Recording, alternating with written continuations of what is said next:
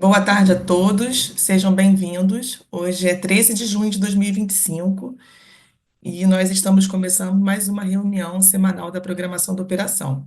Meu nome é Mariana e hoje eu vou ser a coordenadora da reunião. As apresentações vão ser divididas em três blocos. Ao final de cada bloco, vai haver um intervalo de 5 minutos. E após cada intervalo, serão respondidas as perguntas recebidas via chat. A gente vai começar agora as apresentações do primeiro bloco. Nesse bloco vão ser feitas as apresentações relativas à previsão hidrológica, operação hidráulica e sobre o estudo prospectivo do CMSE. Agora eu passo a palavra para a Beatriz, que vai fazer a apresentação sobre a previsão meteorológica. Beatriz, a palavra é sua. Boa tarde, Mariana. Obrigada. Boa tarde a todos. Vou compartilhar minha tela com vocês.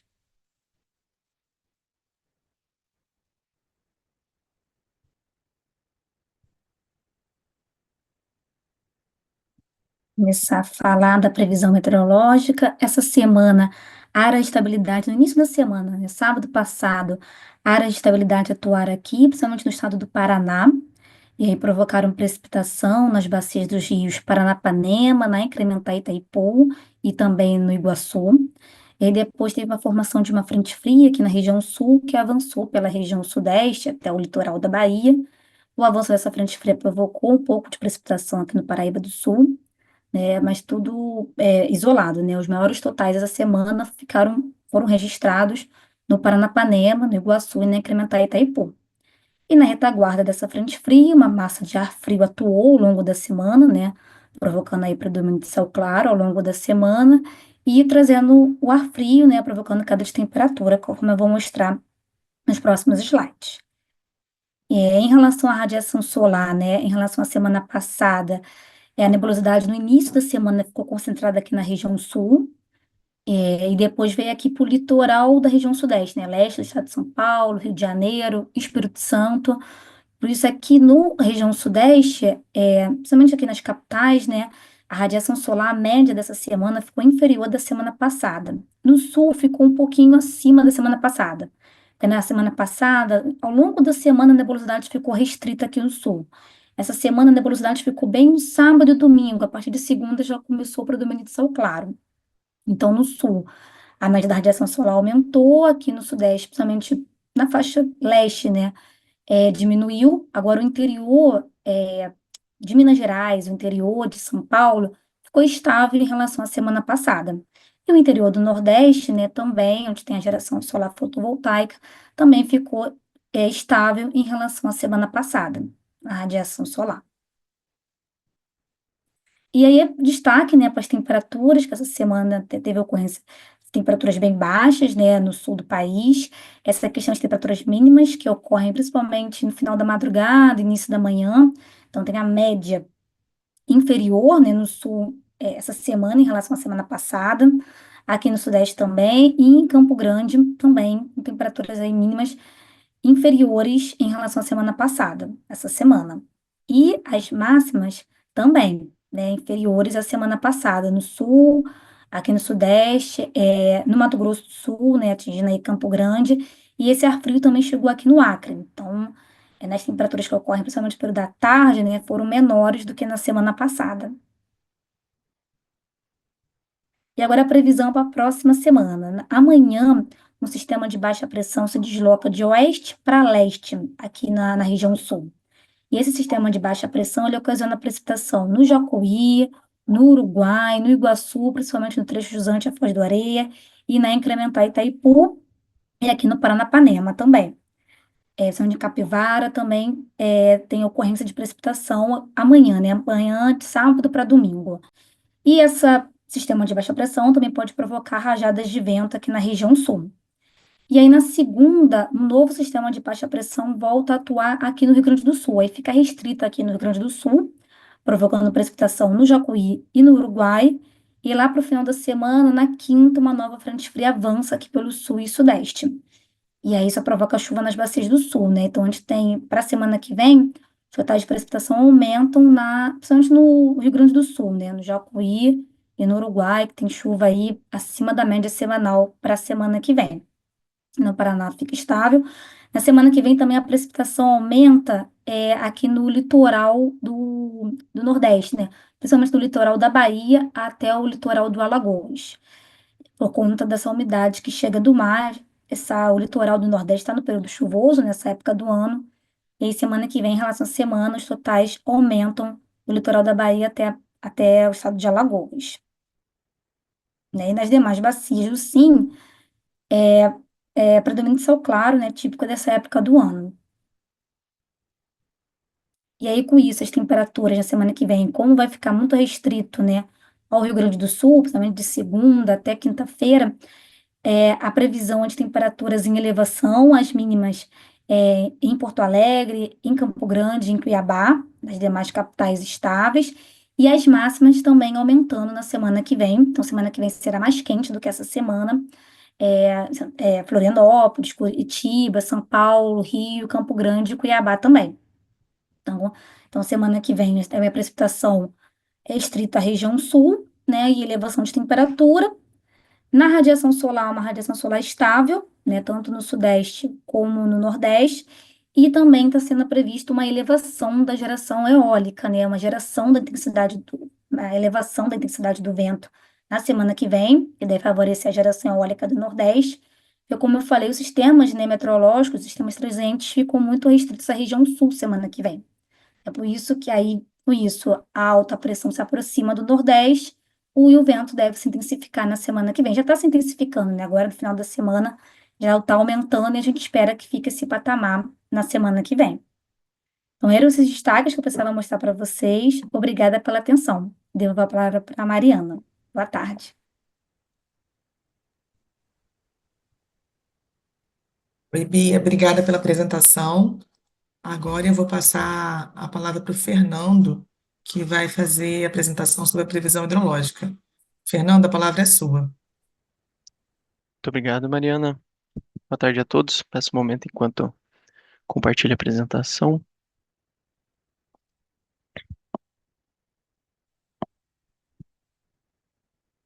Acredito que esteja disponível para todo mundo.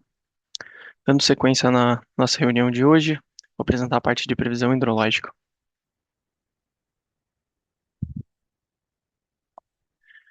Partindo do subsistema Sudeste, no que diz respeito ao acompanhamento diário de energia natural afluente, nas últimas semanas se observou um comportamento mais de estabilidade e ainda na semana estimada se viu uma leve ascensão nos patamares de ENA. As previsões partem de 91% MLT e se espera ainda atingir o pico dessa ascensão ainda na semana estimada, tendendo para as próximas 2 semanas se caracterizar um comportamento de recessão. A previsão mensal foi atualizada em 80% da média, o que corresponde ao percentil 22 do histórico.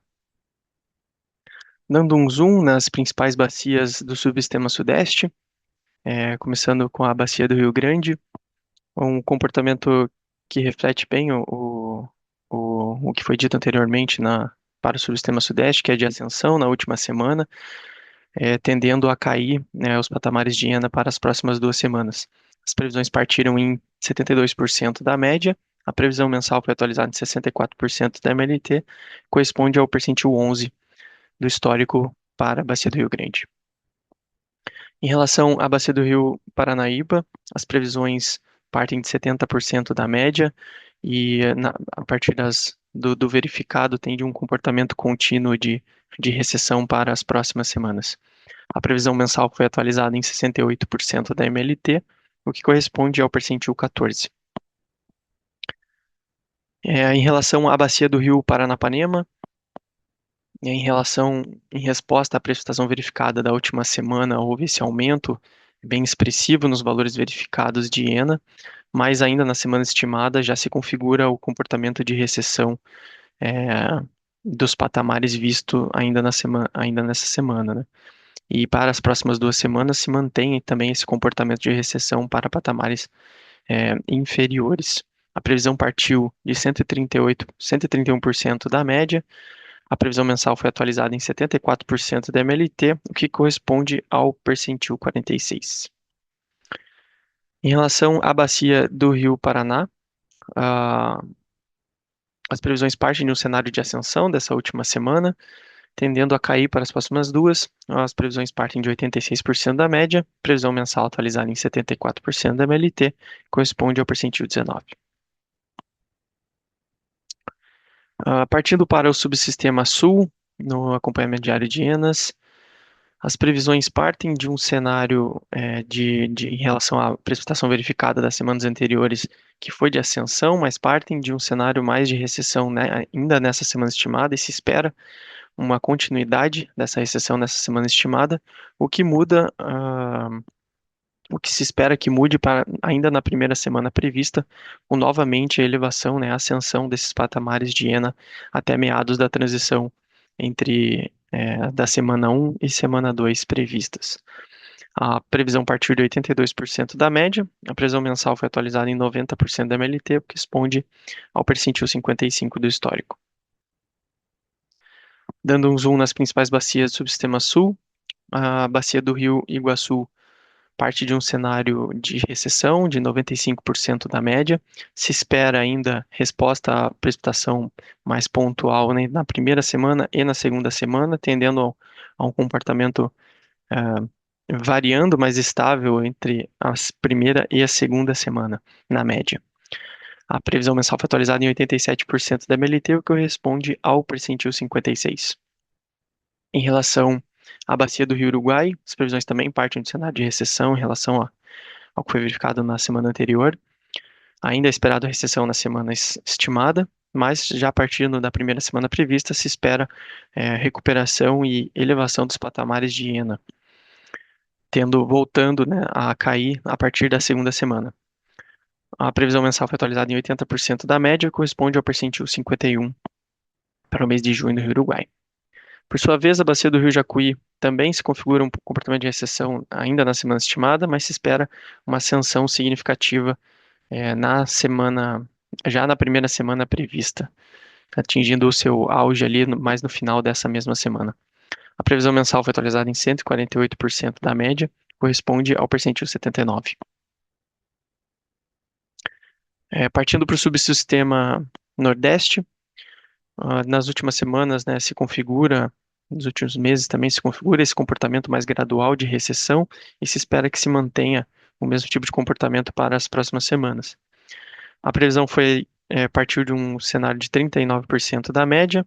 Se espera que a previsão mensal foi atualizada em 39% da MLT, o que corresponde ao percentil 5 do histórico para o mês de junho no subsistema Nordeste. Em relação ao subsistema Norte, também se espera continuidade do comportamento verificado de recessão gradual, semana após semana. As previsões partiram de 66% da média. A previsão mensal foi atualizada em 60% da MLT, o que corresponde ao percentil 5 do histórico mês de junho no subsistema Norte. Em relação à bacia do Rio Tocantins, comportamento que acompanha, né, o subsistema Norte, as previsões partem de 66% da média. Se espera a continuidade do comportamento gradual de recessão. A previsão mensal foi atualizada em 60% do MLT, corresponde ao percentil 7 do histórico. Dando sequência numa visão mais macro do território nacional, nota-se que na região Nordeste, bacias como o São Francisco, Paraguaçu, Jequitinhonha, se espera para a próxima semana previsões abaixo de 40% da MLT. Por sua vez, boa parte do território nacional, no norte, como Xingu, Tocantins, no sudeste, o Parnaíba, calha principal do Paraná, Grande, Tietê, Paranapanema, Doce, Paraíba do Sul, se espera-se com energia natural fluente, né? Vazões abaixo entre 40% e 80% da média. Em torno da média, né? Entre 80% e 120% da média, parte da região norte, como Madeira, Tapajós, Jari, Araguari, no nordeste, no Parnaíba, e na região sul, na bacia do Rio Iguaçu. O destaque na região sul vai para a bacia do Rio Jacuí, com a previsão acima de 160% da MLT. Dando sequência numa visualização da evolução da ENA mensal, do último ano, né? Nos últimos meses se nota a configuração tanto para o subsistema sudeste quanto para o subsistema norte, manutenção desse comportamento de recessão graduado de uma forma é, mais acentuada, e por sua vez o subsistema nordeste apresentava nos últimos meses de uma forma mais estável, mas para o mês de junho se espera uma redução nos patamares de Iana. Em contrapartida, o subsistema sul, em relação aos meses anteriores, já se nota a ascensão dos patamares de energia natural afluente para o mês de junho.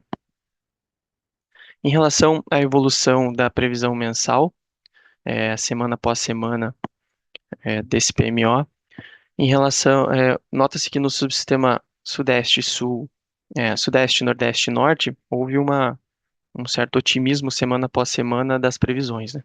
Começando no subsistema sudeste, no PMO se esperava 75% da MLT, 78% na Rev 1 e, por sua vez, 80% nessa Rev 2. No norte, 57% da média no PMO, 59% Rev 1 e, por sua vez, 60% nessa revisão 2. O subsistema nordeste, 29% no PMO, 35%, por sua vez, 39% da MLT nessa revisão 2. O subsistema que teve o maior desvio ao longo das semanas foi o subsistema sul, no PMO sendo esperado 86%, ajustado em 108% na revisão 1 e, por sua vez, agora 90% da MLT nessa revisão 2. E com isso eu encerro a parte de previsão hidrológica e retorno a palavra, Mariana. Obrigada, Fernanda, pela apresentação. Vou passar a palavra agora para o Leonardo, que vai falar um pouco para a gente sobre a operação hidráulica. Leonardo, a palavra é sua. Obrigado, Mariana. Boa tarde a todos e a todas. Vou colocando a apresentação. Pronto, falar um pouquinho da operação hidráulica, gente. Começando aqui as salas de crise e acompanhamento que são coordenadas pela Agência Nacional de Águas e Saneamento Básico. Então, no primeiro momento, tivemos a sala do Paranapanema no dia 22 de maio, a próxima está agendada para quarta-feira, a próxima semana, dia 18/6. O Paraná, a nossa próxima reunião é no dia 26 de junho, no final do mês, está, se não me engano, também junto com o PMO. São Francisco, a próxima no iniciozinho de julho, dia 1º. O Tocantins, pelas condições que a gente tem acompanhado no Tocantins, se deu um pulo, né? Então, nesse mês de junho não teremos sala. A próxima sala ficou marcada para o dia 15 de julho. No sul, tivemos uma sala ontem. E no norte, a próxima sala no dia 24/6. Essas salas são gravadas lá no YouTube, estão no canal da Agência Nacional de Águas e Saneamento Básico e podem ser acompanhados na íntegra, tá? A gente aqui tira um recorte do que foi apresentado ontem nessa sala, que é um pouquinho da evolução dos armazenamentos dos principais reservatórios ali da região sul. Então, começando com a bacia do Iguaçu, em verde mais escuro a gente tem um reservatório de GB Munhoz, Foz do Areia, localizado na cabeceira, e depois Salto Santiago, já numa porção mais intermediária ali da cascata, numa corzinha de um verde mais claro. Então, tomando aqui praticamente janeiro de 2025 como ponto inicial da nossa análise, a gente vê que os recursos do sul, somente desses dois reservatórios, foram sendo consumidos gradualmente ao longo do ano, né? Então, principalmente para o GB Munhoz, a gente viu que teve uma queda mais acentuada, enquanto Foz do Areia teve-se um uso dos recursos ali um pouco menor, né? A gente veio que foi acompanhado, foi diminuindo, foi se consumindo com um uso um pouquinho menor desses recursos. Atualmente, os reservatórios encontram numa mudança de tendência, eles vinham então só com consumo desses recursos, e a partir de junho, agora, final de maio, a partir de junho, com as afluências, com as precipitações que aconteceram no sul, e com o aumento das afluências, a gente vê uma tendência de ganho de armazenamento, uma tendência de mudança aqui na curva desse reservatório, e aí, no dia que a gente apresentou, lá no dia 10/6, data da atualização dos gráficos, a gente então tinha os reservatórios aí perto de 48% do seu volume útil, tá? Passando para o Uruguai, pouco semelhante ao comportamento da bacia, tomando também aqui a janeiro de 2025, a gente vem observando o consumo desses reservatórios. E de forma muito semelhante, com as últimas precipitações, a gente vê uma mudança de tendência, até uma diminuição no uso desse recurso, a gente vê, principalmente aqui para o reservatório de Passo Fundo, que em algum momento se diminuiu o consumo daquele recurso, praticamente andando de lado esse período. Então, atualmente, a gente tem essa pequena mudança de tendência com ganho de armazenamento. Então, Barra Grande, na data da apresentação, estava aí por volta de 14%, Machadinho com 27% do seu volume útil, e Barra Grande, Passo Fundo com 46%, tá bom? Aqui para o Jacuí, depois da crise do ano passado, daquela grande precipitação que a gente teve em maio, junho do ano passado, praticamente o reservatório de Ernestina veio se operando, quase andando de lado, consumindo poucos recursos, e Passo Real de forma muito similar, tá?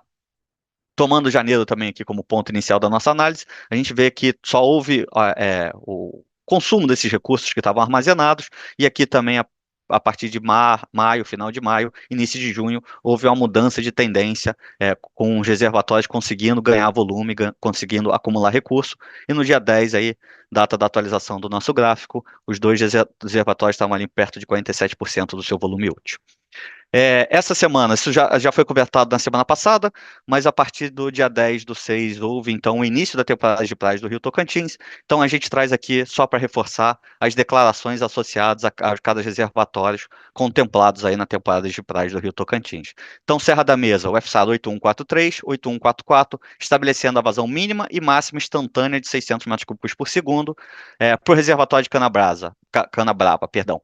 8145, 8146, vazão mínima e máxima instantânea, 380 metros cúbicos por segundo e 700 metros cúbicos por segundo. Peixe Angical, FSAR 8147, 8148, vazão mínima e máxima instantânea de 650 metros cúbicos por segundo e 850 metros cúbicos por segundo. São as declarações, tá? Na semana passada também, no finalzinho da sexta-feira, no dia 6/6, houve, então, a redução do Baixo Paraná, das usinas Jupiá, Porto Primavera. No gráfico, na cor azul, a gente tem o acompanhamento das defluências, tanto de Jupiá, na cor azul, e em vermelho, a cor de Porto Primavera, o acompanhamento dessas defluências do Baixo Paraná. Então, você teve aquela primeira redução, que aconteceu ali em meados de abril, maio, e agora, no finalzinho, na semana passada, houve, então, a redução da defluência de Jupiá, para o patamar ali de 3.300 metros cúbicos por segundo. Ontem a defluência estava na ordem de 3.346, enquanto para Porto Primavera, 3.947, tá? Então, é a nossa expectativa, enquanto for possível, manter a operação dessas duas usinas nesses patamares, tá?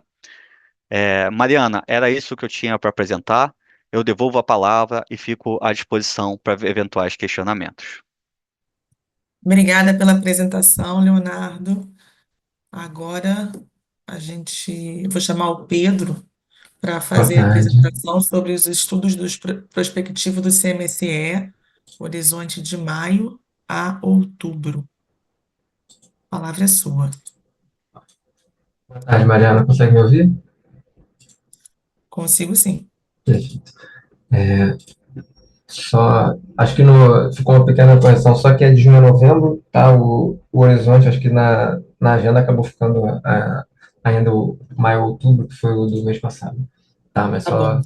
uma pequena um ajuste. Então, seguindo aqui, boa tarde a todos. Então, apresentar aqui aos senhores os resultados, né, da última avaliação prospectiva, que foi levada ao CMSE, agora na última quarta-feira, no dia 11 de junho. O horizonte dessa avaliação consiste sempre numa janela móvel, né, de 6 meses, e essa, como eu comentei, está indo de junho a novembro de 2025. Começando aqui, só recapitulando, né, o estudo prospectivo ele é composto por duas avaliações, visando atendimento energia e de potência. O CMSE utiliza os resultados desse estudo para monitorar a evolução do atendimento ao SIM, podendo também embasar a adoção de medidas, né, operativas excepcionais para garantir o atendimento, tanto de energia quanto de potência. O objetivo desse estudo, então, é mapear, né, distintas zonas operativas. Portanto, um cenário inferior e outro superior, né, são levados ali ao CMSE. Falando desses cenários, como dado de entrada, né, como um dos principais insumos da avaliação, a previsão de vazões. Nesse slide aqui, algumas informações gerais ali sobre as afluências, que serviram ali como dado de entrada, né, nessa avaliação energética.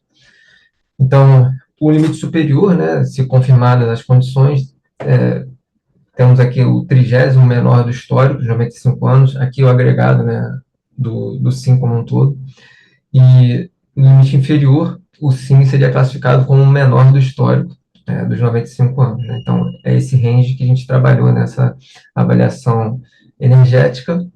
Mais especificamente, o Sudeste seria classificado como o terceiro menor, o Nordeste também como o terceiro menor, o Norte como o quinto, e o Sul teria ali condições de ser classificado como o 21º menor do histórico. Tá? Esses foram os dois cenários de afluência que foram considerados. Bem, aqui partindo já para alguns resultados, esse slide aqui estão as trajetórias de energia armazenada para o subsistema Sudeste-Centro-Oeste em percentual do ER máximo. As linhas cheias representam os resultados mais recentes obtidos e as linhas tracejadas, o do estudo passado. Então, nota-se que houve uma piora na partida, né, dos estudos. No estudo passado, em 31 de maio, os estudos estavam ali próximos de 70%, 69,9%, e teve uma pequena redução ali na partida, em 68,6%. Ambos os estudos partem desse mesmo ponto. Né? E após junho, né, a gente vê que os cenários se distanciam, por conta principalmente da diferença das afluências. O cenário inferior segue mostrando um depressionamento quase que linear, né, após o mês de julho, terminando o estudo em 34,5%, né, de energia de AR máximo no Sudeste, lá em novembro, cerca de 8 pontos percentuais ali abaixo do mesmo período do ano passado. O cenário superior ali termina bem melhor, né, quase que 20 pontos acima, 10 pontos acima do que foi verificado em novembro do ano passado. Ambos os cenários encontram-se acima da curva de referência, na CRF, então não há indicação da necessidade de despacho térmico fora da ordem de mérito. Aqui um acompanhamento que vem sendo feito do subsistema Sul, por conta das últimas, da afluência ruim, né, que tem estado por lá no último mês, né, principalmente, mas recentemente, com a melhora das afluências, o subsistema já se encontra acima de 40% de AR máximo. Né? Na época desse estudo aqui, nós partimos ali em 33,7, em 31 de maio, né, a partida. Então, aqui a gente vê que no cenário inferior, ele excursiona ali abaixo dos 30% ao longo de setembro, devido à previsão de ENA também mais baixa nesse período, mas se recuperando, né, logo em seguida. Observando também que com as chuvas recentes, né, o subsistema Sul já teve uma melhora considerável, esse 40,6 aqui no dia 8 de junho, e atualmente ele já está próximo dos 43%. Então, há essa melhora aí ao longo das últimas semanas na afluência do Sul. Para o SIM, de uma maneira geral, analogamente, né, como foi mostrado para o Sudeste, agora o armazenamento agregado, podem ser feitas as mesmas considerações que foram feitas no Sudeste, né, o gráfico fica até muito parecido, as curvas. Então, chegando com o nível de armazenamento ali em torno de 40,8 ao final de novembro, quase que 4 pontos percentuais abaixo do que foi verificado no ano passado. E o cenário superior, ali quase 15% acima do inferior e 10 pontos acima do que foi verificado no ano passado. Ambos os cenários ainda bem acima da curva de referência também. Agora, resultado de geração térmica e também do CMO obtido na rodada. Nota-se também uma estabilidade no CMO, né, no cenário superior até setembro, com valores ali, no cenário superior aqui em azul, né, com valores em torno de 280, 290 reais por megawatt-hora, com uma redução com a melhora das afluências, né, a partir de outubro. Então, ali, a partir de outubro, novembro, valores ali já na casa dos 150, R$ 130 por megawatt-hora. Já o cenário inferior, a falta de chuvas e a frustração ali do início do período úmido leva o CMO a subir para patamares acima de R$ 600 por megawatt-hora, nesse período ali de agosto a outubro, com uma redução ali, com indício de redução, né, a partir de novembro, uma certa melhora ali de afluências em novembro, né, por conta do período úmido. Seguindo para a avaliação de potência, temos aqui esse slide, ele é uma fotografia, né, da hora mais crítica, com a maior carga e um P5 de geração eólica. Então, é uma situação bem crítica que foi analisada, né? Então, e o cenário aqui que eu mostro para os senhores é o cenário inferior de afluências. Então, nesse cenário, projeta-se necessidade de despacho térmico adicional em todos os meses, a indicação de invasão da reserva operativa a partir de outubro, com grande utilização desse recurso, né, a partir de novembro. No Power BI, que disponibilizamos após o estudo, é possível acessar o resultado de potência também no cenário superior de afluências e variar o percentil de eólica, né, que foi introduzido nos casos, em ambos os cenários, né, tanto no inferior de afluências como no superior, e observar lá como varia o atendimento à conta. Okay? Bem, só dando destaque aqui ao Power BI, o painel dinâmico que é disponibilizado. Se ele ainda não estiver online, acredito que ainda hoje, em poucas horas, ele já deve estar disponível lá no site aberto do INS.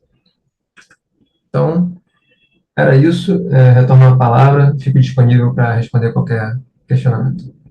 Obrigado. Pedro, obrigada pela apresentação. Agora a gente vai fazer um intervalo de 5 minutos. Quando a gente retornar, a gente vai responder a primeira rodada de perguntas que foram recebidas via chat e depois vamos dar seguimento às apresentações do segundo bloco. Até já. Boa tarde mais uma vez. Estamos de volta com a reunião semanal de programação da operação. E antes de iniciar as apresentações do segundo bloco, a gente vai responder uma pergunta que foi enviada pelo chat. A pergunta é da Diana, da Itaú, tá? E a pergunta dela é a seguinte: o INS tem algum estudo com relação à flexibilização da vazão mínima de Jupiá e Porto Primavera para níveis mais baixos do que os atualmente praticados, 3.300 e 3.900, respectivamente? Diana, obrigada pela pergunta. Quem vai te responder essa questão vai ser o Leonardo. Leonardo? Obrigado, Diana. Boa tarde. Não, hoje no ONS não há nenhum estudo sendo dirigido aqui, não há nenhum estudo que viabilize, que pense aí nessa programação de vazões mais baixos dos que estão sendo praticados, tá? Jupiá 3.300 e Porto Primavera 3.900. Então, não tem nenhum estudo sendo conduzido aqui internamente e a avaliação dessas defluências serem mais baixas do que esse atual patamar, tá bom? Mariana, devolvo a palavra e fico à disposição. Obrigada. Então, vamos começar as apresentações do segundo bloco. Nesse segundo bloco, a gente vai fazer uma apresentação sobre a previsão de carga e o PMO, revisão semanal, e vai ter também a apresentação dos limites elétricos e principais intervenções elétricas. Agora eu vou passar a palavra para a Geisa, que vai fazer a apresentação sobre a previsão de carga. Geisa, a palavra é sua. Obrigada, Mariana. Boa tarde a todos. Vou compartilhar minha tela.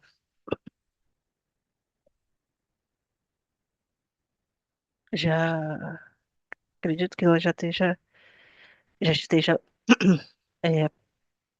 aparecendo, certo? Certo, está aparecendo sim. Tá. Então, eu vou falar da previsão de carga para a programação semanal da operação. E aí, antes de falar da expectativa de fechamento da carga da semana operativa para o SIM e a atualização das previsões de carga de junho, eu vou dar alguns destaques meteorológicos, começando pelo subsistema Sudeste e Centro-Oeste. Tanto no subsistema Sudeste e Centro-Oeste quanto no Sul, na semana atual foram verificadas, né, temperaturas amenas, bem amenas e inferiores à semana anterior, à primeira semana operativa. Para a próxima semana operativa, especificamente no subsistema Sudeste e Centro-Oeste, tem uma suave, a tendência de uma suave elevação, né, das temperaturas máximas quando comparada com a semana vigente, mas ainda assim mantendo temperaturas amenas, que é um comportamento realmente típico para essa época do ano.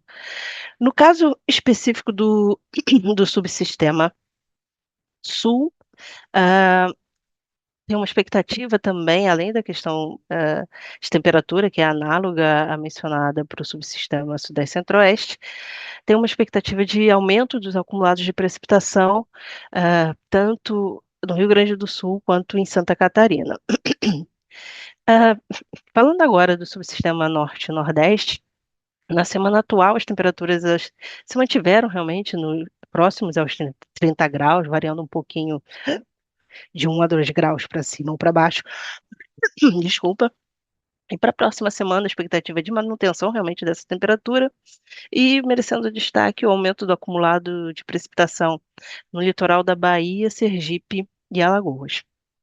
Falando agora da expectativa de fechamento da carga do SIM na segunda semana operativa, a gente pode observar bastante assertividade das nossas previsões, com um desvio de somente menos 0,11% nas previsões, sendo a expectativa de fechamento de 76.383 megawatts médios. Para a terceira semana operativa, foram realizadas atualizações nas previsões somente do subsistema norte, que aí propiciou um ajuste nas previsões do SIM de menos 0,13%, sendo agora a previsão de carga para a terceira semana operativa de 75.078 megawatts médios. Na quarta e quinta semana operativa não foram realizados ajustes nas previsões. Um outro ponto de destaque que é importante observar para a terceira semana operativa é a ocorrência do feriado de Corpus Christi no dia 19, que é uma quinta-feira, então ocorre é um dia ponte, né? Ocorre um feriado prolongado e isso tem um reflexo sobre a carga dessa semana operativa.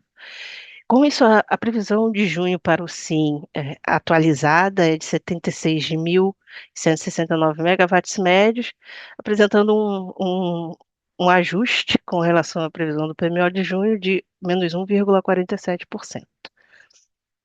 Passando agora para o subsistema Sudeste e Centro-Oeste, o comportamento do subsistema do SIM é muito denotado pelo comportamento do subsistema Sudeste e Centro-Oeste, então observa-se realmente também na expectativa de fechamento da carga da segunda semana operativa uma grande assertividade em relação às nossas previsões, com um desvio bem marginal, da ordem de menos 0,9%, e com uma expectativa de fechamento de 41.723 megawatts médios. Como a sinalização meteorológica guardada algumas pequenas alterações é muito próxima da observada na semana atual, e também devido à assertividade das previsões, não foram realizados ajustes nas previsões da terceira à quinta semana operativa. Com isso, a previsão de carga de junho atualizada, né, para o subsistema Sudeste Centro-Oeste é agora de 41.838 megawatts médios, apresentando uma variação de menos 2,62 com relação às previsões de carga do PMO de junho. Passando agora para o subsistema sul, também uma variação um pouquinho mais elevada, mas ainda bastante, com desempenho muito bom com relação às nossas previsões, com uma expectativa de fechamento da carga com desvio de somente menos 1,24% com relação às nossas previsões, sendo a expectativa de fechamento de 13.202 megawatts médios. Tal como no subsistema Sudeste e Centro-Oeste, tanto devido à assertividade das previsões, quanto não tem nenhuma sinalização meteorológica que propicie realmente ajustes nas nossas previsões, as previsões tanto da terceira até a quinta semana operativa foram mantidas.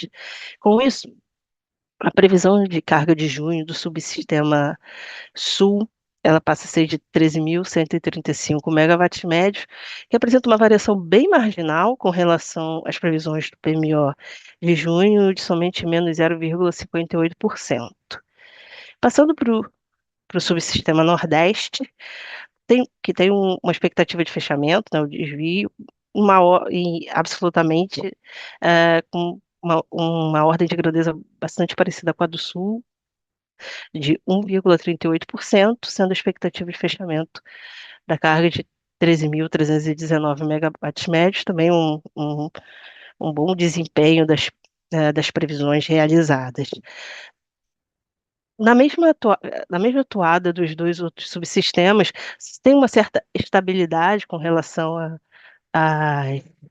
aos destaques meteorológicos no Norte e Nordeste, e devido à assertividade das previsões, as previsões da terceira e quinta semana operativa seguem as mesmas das apresentadas na primeira revisão do semanal. Com isso, a previsão de carga de junho do subsistema Nordeste atualizada é de 13.049 megawatts médios, que apresenta também uma variação marginal com relação ao PMO de junho de 0,78%. Por fim, no subsistema Norte, a expectativa de fechamento da carga também está muito bem ajustada na segunda semana operativa, com um desvio de somente menos 0,73%, sendo a expectativa de fechamento de 8.139 megawatts médios. Aqui merece um destaque, se tem uma redução de aproximadamente 120 megawatts médios da carga da primeira para a segunda semana, e essa redução é propiciada por uma redução de carga de consumidor livre que não se tem uma sinalização de manutenção para as demais semanas operativas. Ainda assim, as previsões, na terceira semana operativa, elas foram atualizadas, foi o único subsistema cujas previsões foram atualizadas, apresentando uma redução de menos 1,17% nas previsões, passando agora a previsão para a terceira semana operativa ser de 8.051 megawatts médios. Para a quarta e quinta semana operativa, as previsões foram mantidas. Com isso, a previsão de carga de junho do subsistema Norte é de 8.146 megawatts médios, que apresenta também um desvio bastante marginal com relação às previsões do PMO de junho, sendo esse desvio de somente menos 0,39%. Isso era tudo que eu tinha para apresentar sobre a previsão de carga para programação. Fico à disposição para responder qualquer questionamento e devolvo a palavra para a Mariana. Obrigada, Geisa, pela apresentação. Agora a gente vai seguir. Eu vou apresentar para vocês, na verdade, né, a parte de limites elétricos com impactos na programação e principais intervenções com restrições energéticas. Deixa eu compartilhar aqui a tela, só um minuto.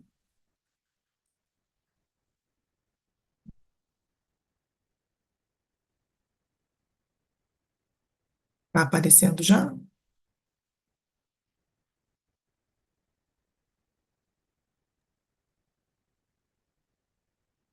Deu uma travada aqui. Deixa eu ver se vai novamente. Aguenta aí. Acho que agora vai. Foi? Deixa eu botar aqui no modo apresentação. Obrigada, Sérgio. Deixa isso aqui. Então, vamos lá. A gente... Opa. Deixa eu só mudar aqui a forma de apresentar. Pronto. A gente tem uma intervenção que já está em curso, né, na linha do 765 Foz e vai por ano, circuito 3. Essa é uma intervenção que começou no dia 6/6, que foi há 2 semanas, na sexta-feira passada, né, e ela está programada até o dia 27/6. Essa foi uma manutenção, essa atividade é uma manutenção corretiva de emergência, para recuperação e tratamento da superfície dos para-raios da linha e do reator, tá? Essa intervenção, ela limita o número de unidades geradoras em Itaipu 60 Hz em 8 unidades e limita o GPU em 4.900 megawatts.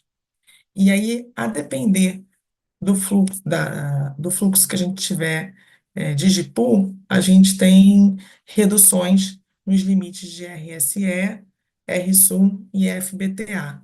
Então, se o GPU tiver entre 4.900 e 4.200, a gente tem uma redução de 3.000 nos limites de RSE, 1.500 nos limites de RSUM e 500 megawatts nos limites de FBTA. Se GPU tiver aqui nessa segunda coluna, né, que é entre 3.200 e 4.200, a gente tem redução de 3.000 nos limites de SE, 1.000 megawatts nos limites de RSUM e 150 megawatts nos limites de FBTA. E se GPU tiver menor do que 3.200, a gente não tem nenhuma penalização, tá? Já no sistema Norte-Nordeste, a gente tem uma intervenção programada no Banco de Capacitor Sede Ribeiro Gonçalves. Ela começou hoje às 7 horas da manhã e vai até às 23 horas do dia de amanhã. Essa é uma manutenção para substituição do sistema de proteção do banco de capacitor e ela limita o fluxo Nordeste-Norte em 6.000 mega. Temos também uma intervenção programada das 7 às 17 do dia 14 e 15 de junho na LT Itumbiara Marimbondo. Essa é uma atividade de plano mínimo de manutenção e ela limita o FNS em 3.300 megawatts. Sábado e domingo agora, dia 14 e 15, das 5 às 16 horas, diariamente, a gente tem uma atividade que vai desligar a barra A de Janaúba. Essa é uma atividade associada à obra para a entrada dos circuitos 1 e 2 da LT Janaúba 3 e Janaúba 6. Para essa intervenção, a gente tem limitações de FNS menor do que 2.800, FNES menor do que 6.300 e um R seco menor do que 9.800 megawatts. Voltando lá para o sistema Norte-Nordeste, sábado e domingo, também de forma diária, das 6 às 17, a gente tem uma intervenção na Barra de São João do Piauí, que é para montagem dos equipamentos do módulo de conexão de um futuro BEI, onde vai entrar um transformador, né, o ATR-5, de 500 para 230 kV. Essa intervenção, ela limita o FNEM, que é o fluxo Nordeste para o Norte, em menos 4.500 e mais 4.500 megawatts. E limita também o FNES em 6.500 megawatts. No sábado, das 7 às 17, sábado agora dia 14, a gente tem uma atividade de plano mínimo de manutenção na LT Gentil do Ouro, Ourolândia, e também na Barra de Ourolândia. Para essa atividade, a gente tem uma limitação de FNES de 6.700 megawatts. Agora, indo lá para o elo de corrente contínua de Itaipu, a gente tem programado para o dia 15 do 6, que é um domingo, né, das 4 às 17, uma atividade no 50 Hz Itaipu, que é uma manutenção preventiva anual. Essa intervenção, ela limita o elo de corrente contínua em 2.600 megawatts. Agora, voltando para o sistema Norte-Nordeste, no domingo, agora, das 7 às 17, a gente tem uma intervenção na Miracema Gurupi, e é uma manutenção preventiva. E essa intervenção, ela limita o fluxo Colinas Miracema em 2.300 megawatts e o FNES em 6.500 megawatts. E aí, no domingo, também das 7 às 17, a gente tem uma intervenção igual a que a gente tinha no sábado, para a linha de Gentil do Ourolândia. Só que essa intervenção aqui, ao invés de ser a Barra de Ourolândia, é a Barra de Gentil do Ouro, tá? Também uma atividade de plano mínimo de manutenção, uma manutenção preventiva, né? e ela também vai limitar o FNES em 6.700 megawatts. E aí, gente, o do ouro, novamente, com manutenção na segunda-feira, das 9 às 14 horas, só que dessa vez a gente vai desligar a linha Gentil do Ouro 2, Sol do Sertão, também para executar uma atividade de manutenção preventiva, e essa intervenção ela vai limitar o FNES em 7.000 megawatts. Na terça-feira, a gente tem desligamento da LT500 kV Timbá Sobral, circuito V5. Ela está programada das 8h30 às 17 horas e ela limita o FNEM em 5.200 megawatts. Na quarta, a gente tem desligamento da Tianguá 2 Sobral 3, circuito C8, das 8h30 às 17 e é para instalação de boosters nos isoladores. Essa intervenção ela também vai limitar o FNEM em 5.200 megawatts. E aí, na quinta-feira, de 19/6, que é feriado de Corpus Christi, a gente tem um desligamento da barra B1, do setor de 500 kV da SEI Bicoara. Essa atividade é uma manutenção preventiva e ela vai limitar o FNES em 6.500 megawatts. E na quinta-feira, dia 19, que é feriado de Corpus Christi, e na sexta-feira, dia 20/6, das 6 às 16 horas, a gente vai ter desligamento da LTI Bicoara e Gaporã, para realização também de manutenção preventiva.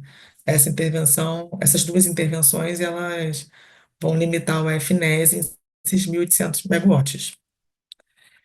E aí, na quinta-feira, a gente vai ter o desligamento do circuito 1 da LT500 kV Miracema Gurupi.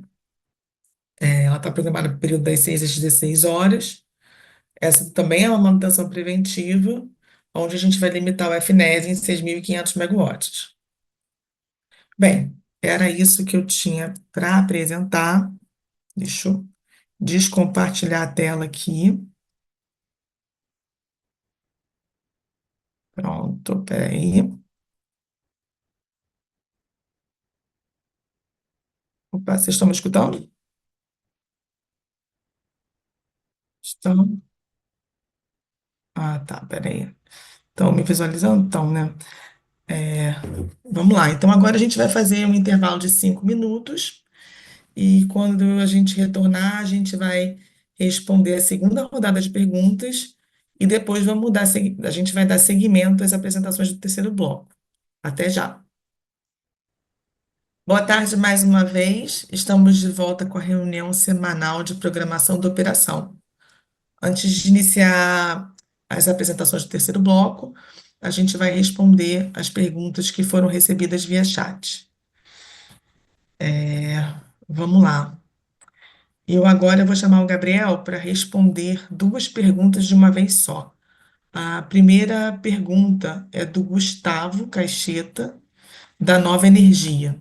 A pergunta dele é a seguinte: prezados, boa tarde. Poderiam, por gentileza, comentar sobre os estudos apresentados ao CMSE relativos aos aprimoramentos nos sistemas especiais de proteção, bem como sobre a adoção de critérios operativos diferenciados, como o critério N-1? E a outra pergunta, também é parecida com essa, é uma pergunta da Isabela, da SPIC Brasil. A pergunta dela é a seguinte: prezados, boa tarde. Com base na notícia divulgada que diz, segundo nota divulgada pelo Ministério de Minas e Energia, o ONS vai apresentar na reunião do PMO de julho, que acontece no próximo dia 26, os resultados da avaliação solicitada pelo CMSE sobre a adoção de critérios diferenciados de operação, reduzindo a redundância de N-2 para N-1 e eventuais impactos na redução de custos de geração renováveis. Gostaria de saber se será apenas uma apresentação dos estudos no PMO para avaliação ou os resultados já vão valer para o PMO de julho. Gabriel, a palavra é sua. Boa tarde, obrigado, Mariana. Sobre esse tema, como disse, a apresentação será no PMO de julho e todos os detalhes relativos à aplicação e aos valores serão apresentados no próprio dia. Tá ótimo, Gabriel. Obrigada pelo esclarecimento. Eu vou responder a pergunta do João Paulo, da New Wave Energia. A pergunta dele é a seguinte: existe alguma possibilidade da intervenção na LT Janaúba 3 aplicar alguma recomendação energética específica para o conjunto solar Arinos? João Paulo, você escreveu aqui LT Janaúba 3. Eu não sei se você está se referindo à intervenção que vai ter na Barra de Janaúba, para o próximo final de semana, que é o SGI 31258. Se for esse o seu questionamento, vai ter sim, é uma limitação de 300 megawatts, e você pode consultar todos os detalhes dessa restrição e da recomendação direto lá no SGI, tá ok? Eu espero ter esclarecido aí a sua dúvida. Uma outra pergunta que a gente recebeu aqui, e aí eu vou chamar a Geisa para ajudar a gente a responder, é uma pergunta do Henrique, da Libra Energia. Boa tarde. Temos percebido uma diferença importante entre os valores divulgados de carga nas fontes oficiais de carga diária do INS, como o BDO, por exemplo, e a carga consolidada que é divulgada a cada revisão do PMO.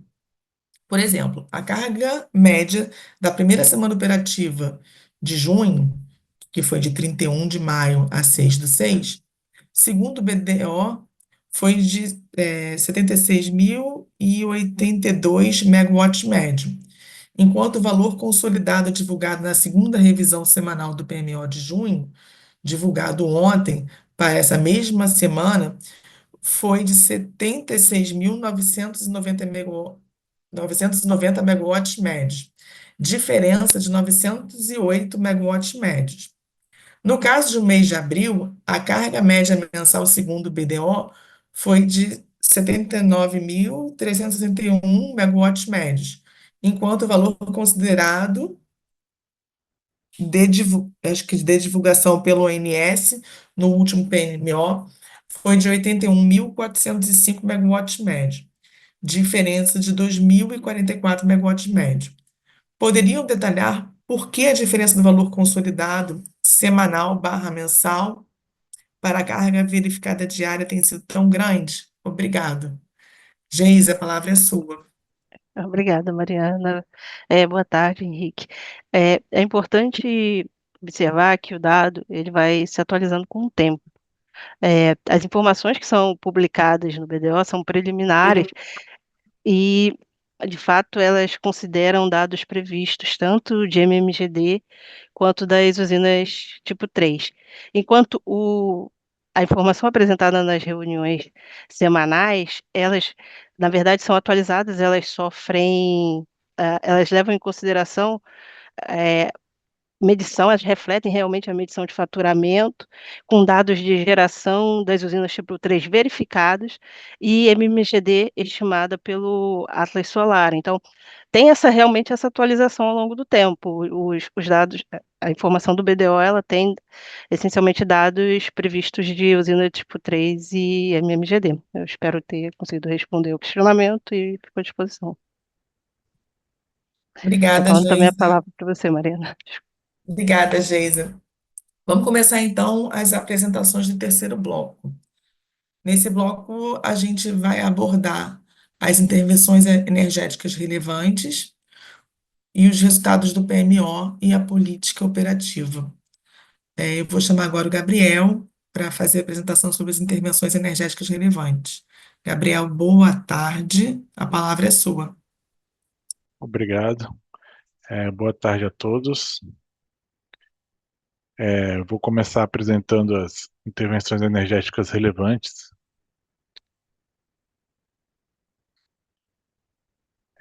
Lembrando que critérios são as intervenções em unidades geradoras que alteram os limites sistêmicos ou então em unidades de grande porte. Então, para a próxima semana, no Sudeste e Centro-Oeste, as UGs de 1 a 4 de Itaipu terão manutenção preventiva neste domingo. Em Emborcação, o G2 também no domingo vai ter a manutenção. E a Itaipu 60 Hz, o Moger no período de 15 a 16. E Porto Primavera também, o G13, manutenção programada de 16 ao dia 18. No Subsistema Sul, a usina de Barra Grande, com manutenção em 2 dias, 3 e 4, do período de 14 a 21 de junho. E Salto Santiago, manutenção no transformador elevador no período de 20 a 22 de junho, que deixará indisponíveis os dias 1 e 2. Já no Subsistema Nordeste, teremos a intervenção na usina como um todo, programada para domingo. Até Porto Pecém, manutenção preventiva de 16 a 25 de junho na UG2. E em Xingó, uma intervenção na UG2 no período de 16 de junho até 3 de novembro.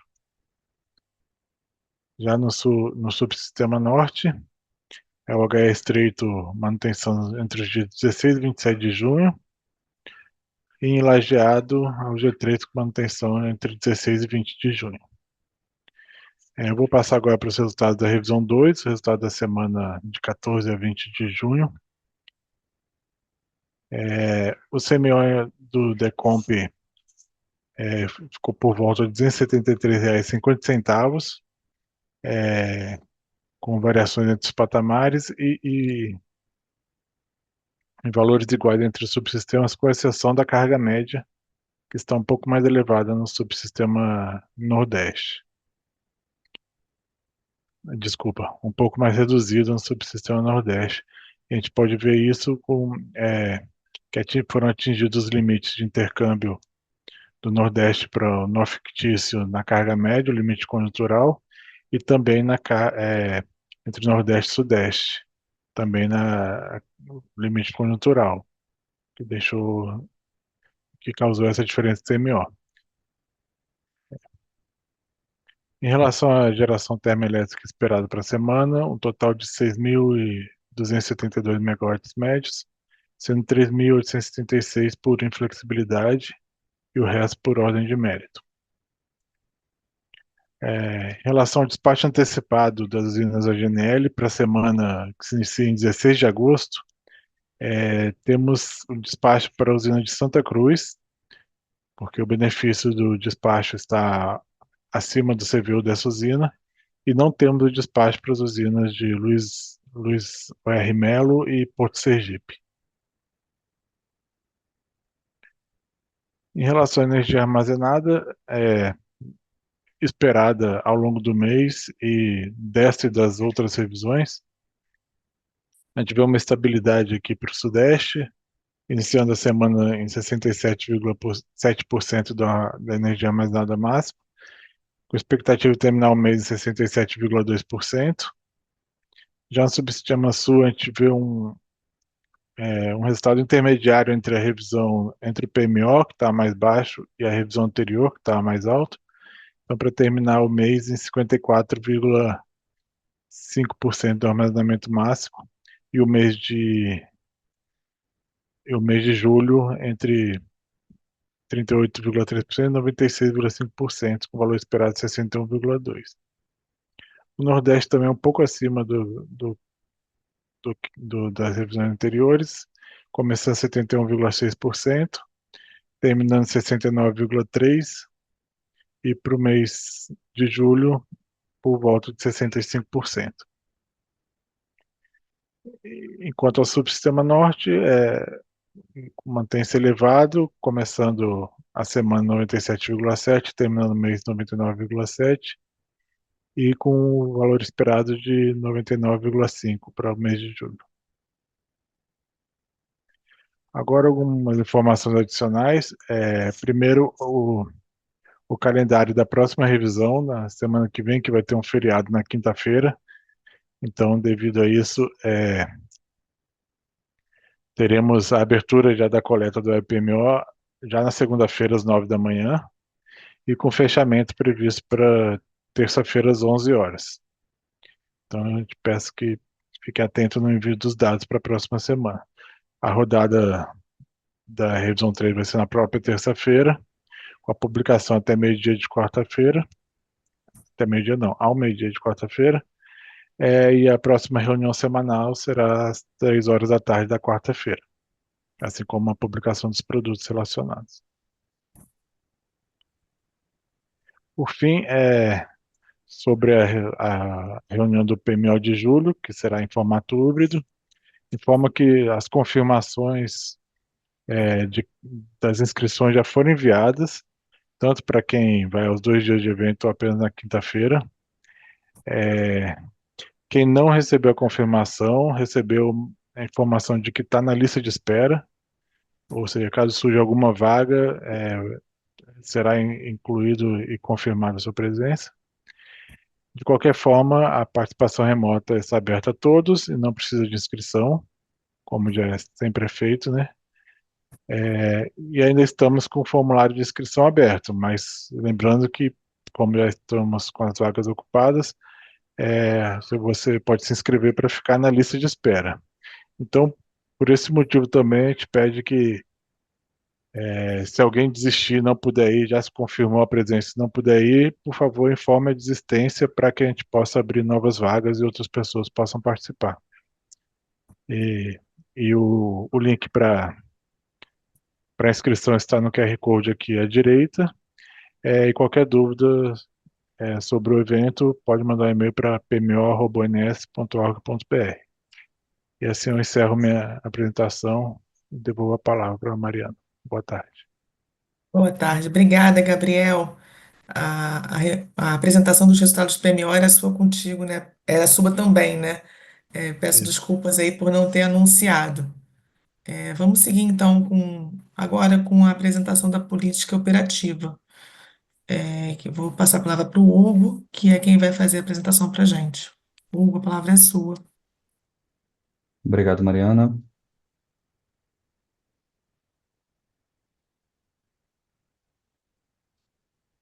Bem, boa tarde. Meu nome é Hugo Rios e a gente vai conversar um pouco agora sobre política operativa. Tanto a política operativa dessa semana, que está acabando, né, como da próxima semana operativa, que se inicia amanhã. E a gente também vai fazer um acompanhamento do modelo D100 na programação diária. Bem, inicialmente a gente traz uma comparação entre o CMO do D100 e o CMO do Decomp. A gente nota que os CMOs de todos os subsistemas estão semelhantes, estão bastante acoplados, com um CMO em torno de R$ 270 por megawatt-hora, isso na maior parte do tempo. Também temos CMOs nulos, né, isso no período em que a gente tem excedente energético, principalmente aí nos finais de semana. Então, com a carga líquida mais baixa, esse é o resultado. As demais diferenças entre o CMO do D100 e o CMO do Decomp se devem ao melhor detalhamento da rede elétrica e das previsões de geração de usinas não simuladas que a gente tem no D100.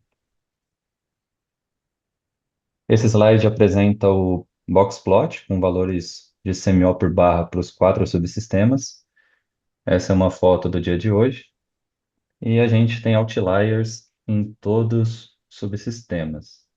Começando aqui pelo subsistema norte, a gente tem outliers com valores nulos devido ao atingimento do limite de fluxo da linha de transmissão de 230 kV Ferreira Gomes Macapá. Às 14h30 tivemos também outliers superiores devido ao atingimento dos limites do fluxo Jurupari-Oriximiná, o FJPOR. E ao longo do dia também tivemos outliers inferiores, com valor aí de aproximadamente R$ 117 por megawatt-hora, ocasionados pela limitação de geração da UTE Tambaqui. Indo para o subsistema Nordeste, até 1 hora da manhã tivemos outliers superiores e inferiores, devido ao atingimento do limite da LT de 500 kV a Sul 3 Jaguaruana.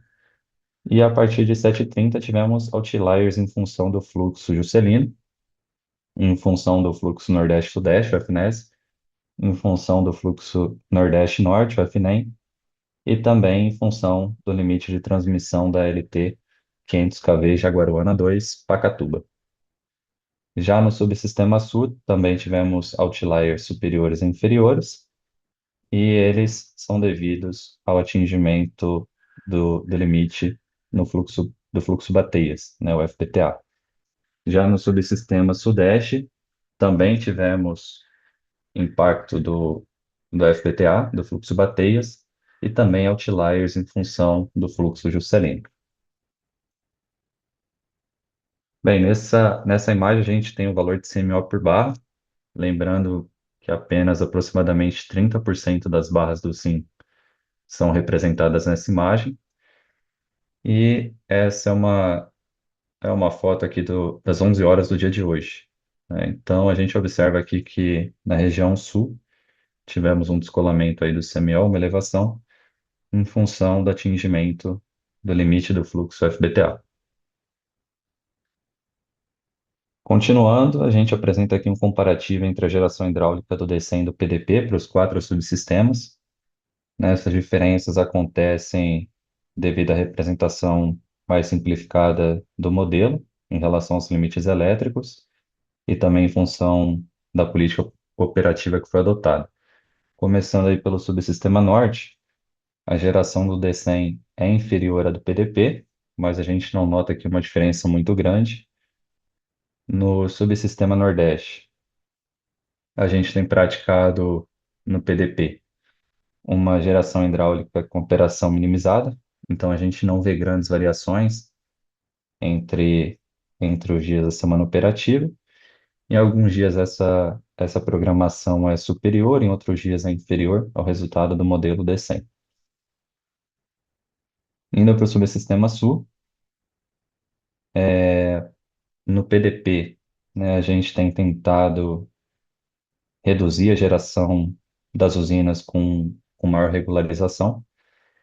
Essa programação fica condicionada à simulação hidráulica, que é feita diariamente, e também aos limites elétricos.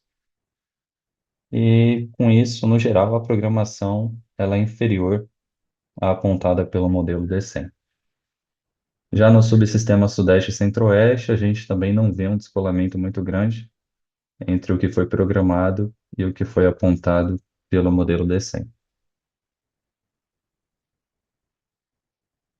Bem, esse gráfico aqui mostra um comparativo entre a geração térmica do D100 versus a que foi programada, a do PDP, e a gente nota que a geração que foi programada ela foi superior durante todos os dias da semana operativa, e isso em função da redeclaração de inflexibilidade no pós-D100, então inflexibilidade que não entrou no modelo, e também geração térmica para atendimento à exportação de energia.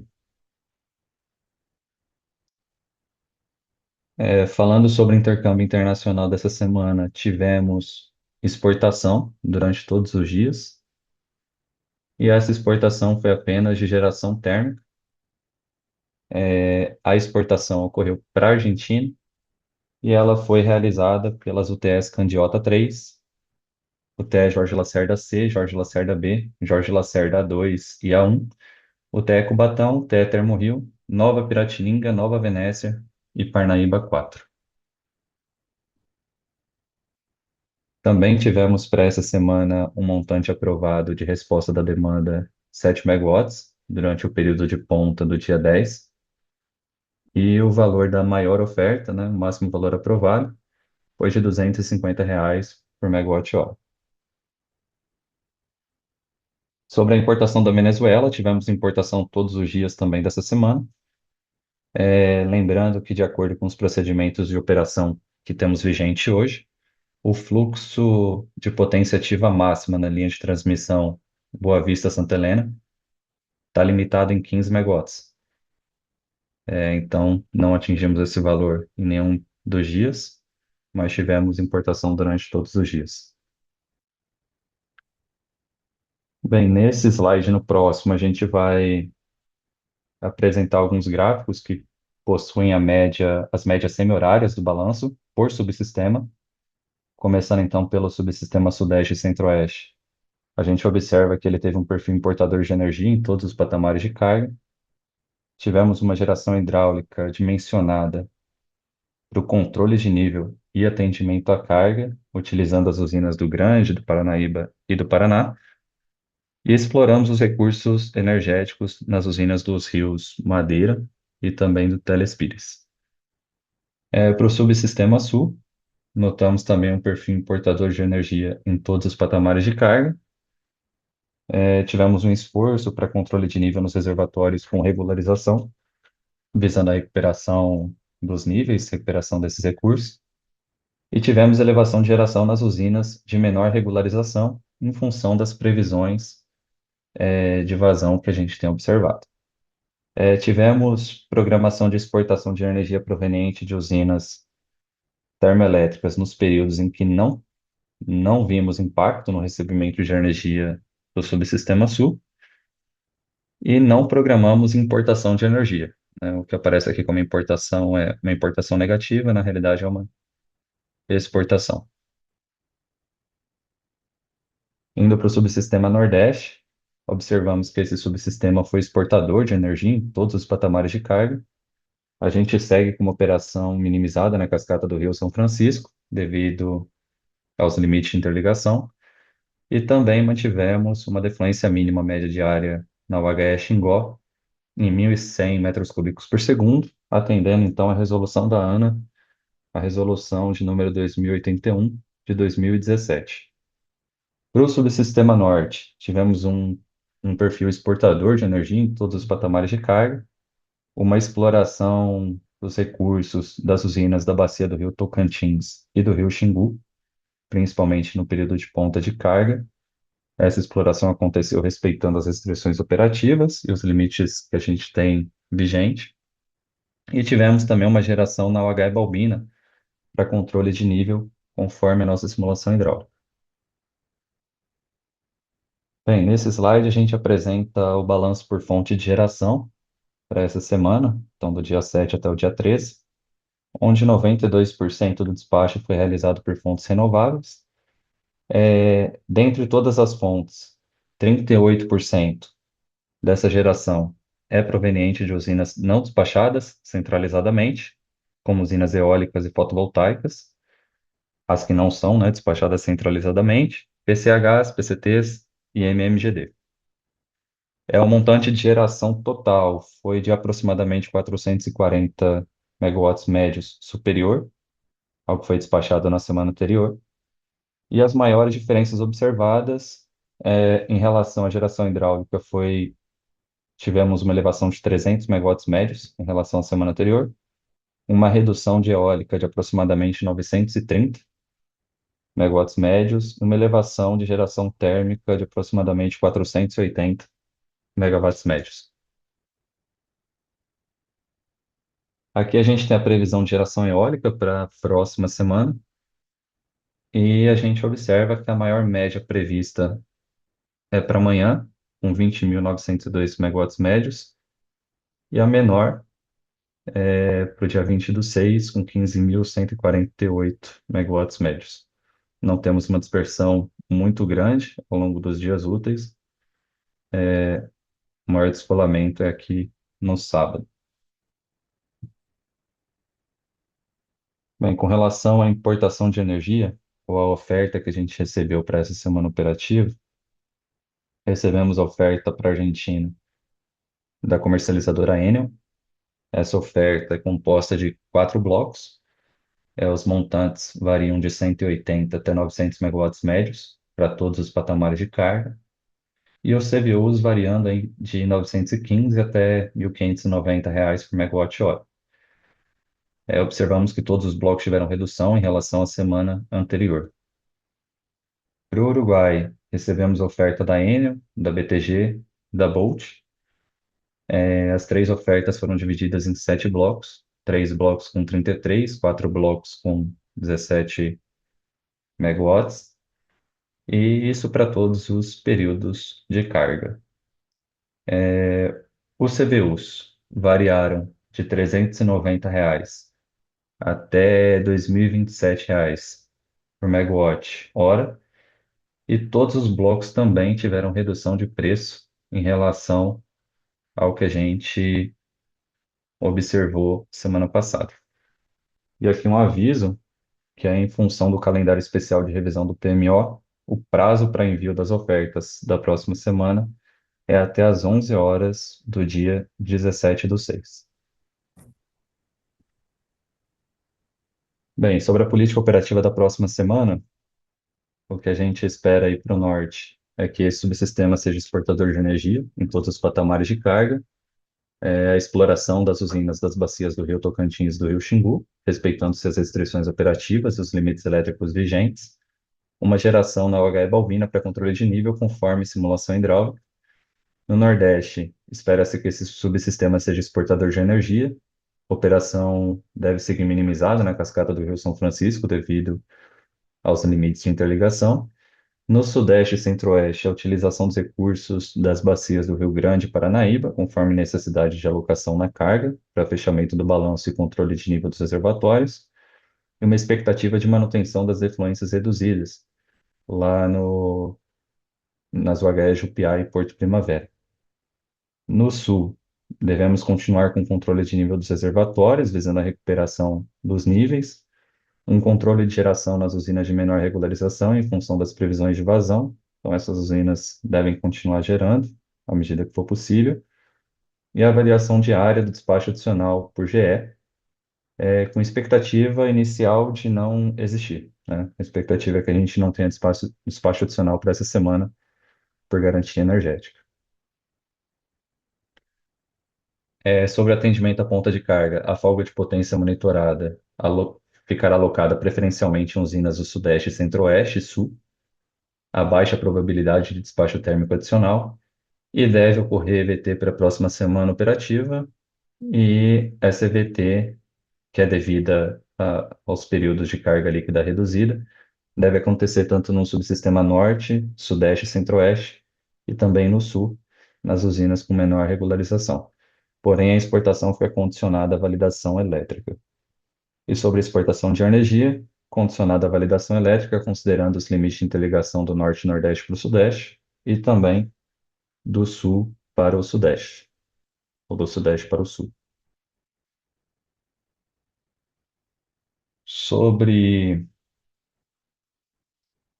aqui o que é interessante comentar dessas usinas térmicas, né, dessas ofertas aqui diferenciadas da portaria 88, é que a gente teve uma portaria de número 105, no dia 28 de março de 2025, que estende o prazo, prorroga o prazo de validade das ofertas até o dia 30/9 de 2025. Então, as ofertas que foram recebidas e estão válidas até setembro de 2025 são essas, e a gente não teve nenhuma variação em relação à semana anterior. Lembrando que o preço ofertado é atualizado mensalmente pela CCE, e o que está indicado aqui, os preços indicados, já é referente ao mês de junho de 2025. Bem, com isso eu encerro a minha apresentação. Eu retorno para você, Mariana. Obrigada, Hugo, pela apresentação. Bem, pessoal, agora a gente vai fazer mais um intervalo de 5 minutos. Quando a gente retornar, a, a gente vai responder a última rodada de perguntas e, na sequência, encerrar a reunião. Até já. Boa tarde mais uma vez. Estamos de volta com a reunião semanal de programação da operação. Agora nós vamos responder a última rodada de perguntas que foram recebidas pelo chat. E a partir desse momento, o envio de perguntas pelo chat está encerrado. Outras perguntas, elas podem ser enviadas através do canal Central de Atendimentos disponíveis no site. A gente tem aqui ainda duas perguntas para serem respondidas. Uma pergunta do Henrique Nunes Braga, da CEMIG. A pergunta pergunta dele é a seguinte: prezados, boa tarde. Sobre a apresentação do estudo prospectivo apresentado no CMSE. Qual a origem dos dados de vazões utilizados nos casos? Henrique, obrigada pela pergunta. Quem vai respondê-la vai ser o Fernando. Fernando, a palavra é sua. Muito obrigado, Mariana. Obrigado, Henrique, também pela pergunta. E no que diz respeito à origem dos cenários de vazões, né? Esses cenários de afluências, eles foram obtidos a partir do uso do modelo hidrológico SMAP-ONS, com as condições de solo e escoamento atuais, considerando também os cenários de previsão de precipitação dos modelos SMWF e CFS. É importante destacar aí também que para a composição desses cenários, no que diz respeito aos períodos, o SMWF estendido até o 45º dia, e daí até o 46º até o final do horizonte, o modelo CFS. Agradeço mais uma vez a pergunta, estamos disponíveis no canal de atendimento, e retorno a palavra para a Mariana. Obrigada, Fernando. A outra pergunta que a gente tem aqui é da Laiana Maia, da Elera Renováveis. A pergunta dela é a seguinte: prezados, boa tarde. Observamos que a UTE Candiota não teve declaração de inflexibilidade no DEC do DECEM de hoje, 13/6. No entanto, não sei se fala assim, tá, gente? Se não for, vocês me corrijam. O REPDOI da mesma data. No entanto, no REPDOI da mesma data, a usina apresenta despacho de 107 megawatts médio, como geração por inflexibilidade, e 213 megawatts médio de exportação. Poderiam esclarecer por que há duas formas de declaração de geração para a usina? No DEC do DECEM, uma no DEC do DECEM e a outra no REPDOI.